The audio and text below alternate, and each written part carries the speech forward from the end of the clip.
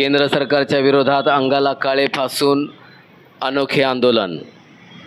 दिल्लीमधील जंतर मंतरवर विद्यार्थ्यांना झालेल्या अमानुष मारहाणी विरोधात राष्ट्रविकास सेनेचे संस्थापक अध्यक्ष सुधाकर गायकवाड यांनी आज संपूर्ण अंगाला काळे फासून हातात आंबेडकरांचा फोटो आणि गळ्यात संविधान अडकवून केंद्र सरकारचा जाहीर निषेध केला. या प्रकरणात केंद्र आणि राज्य सरकार पूर्णपणे काळे झाले असून त्यांनी स्वतःची जीभही काळी करून घेऊ नये. लवकरात लवकर धर्मेंद्र प्रधान यांचा राजीनामा घ्यावा अशी मागणी केली आहे. अन्यथा पंतप्रधान नरेंद्र मोदी यांच्या बंगल्यावरही अशाच तऱ्हेनं अनोख्या पद्धतीनं आंदोलन केलं जाणार असल्याचा इशाराही सुधाकर गायकवाड यांनी दिला आहे. जे अनोख्या पद्धतीनं तुम्ही जे आंदोलन केलं आहे, अंगाला सगळ्यात काळा रंग फासलेला आहे, नेमकं या पाठीमागचा उद्देश काय राहिला?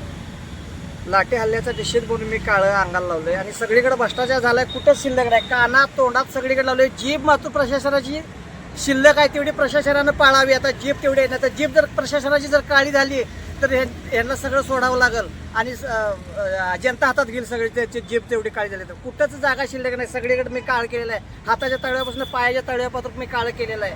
कानात चुकी काळं घातलेलं आहे मी. याच्यामुळे काय माहिती आहे का, प्रशासनाची जीभ तेवढी त्यांची आता चांगली स्वच्छ आहे. तेवढी जीबीनं जर आता त्यांनी काम चांगलं केलं आणि सगळ्याचे जर मागण्या जर पूर्ण केल्या आणि प्रशासन जर स्वच्छ ठेवलं तर त्यांचं चांगलं आहे. नाहीतर यांनी हाय असं मी प्रशासन मोदी सरकारकडे त्यांच्या निवासस्थानी मी जाऊन त्यांना विचार आणि कुठं जागा शिल्लक असला तर माझ्यात काळा कलर भरा आणि भ्रष्टाचार बंद करा म्हणून त्यांना विचारणार आहे मी जाऊन. काय नेमकी आता पुढची भूमिका तुमची काय राहणार आहे? कारण राष्ट्रविकास सेनेचे संस्थापक अध्यक्ष आहात तुम्ही, काय हे करणार आहे? मी स्वतः राष्ट्रविकास सेनेचा संस्थापक अध्यक्ष आहे. पण ही सगळं लाठी हल्ला एका महिलेवर त्यांनी जर असं जर कपडे फाटून जर मारत जर असली तर त्याच्यासाठी मी पूर्ण कपडे काढून मी स्वतःला तोंडाला काळा लावलेला आहे, अंगाला काळा लावून फिरावलोय मी. आता काय इशारा नेमका प्रशासनाला? इशारा काय नाही, मी इशारा एकच दिलाय की मोदींच्या निवासस्थानी जाऊन की आणि कुठं काळं लावायचं आहे का ते त्यांना विचारायचं राहिलेलं आहे.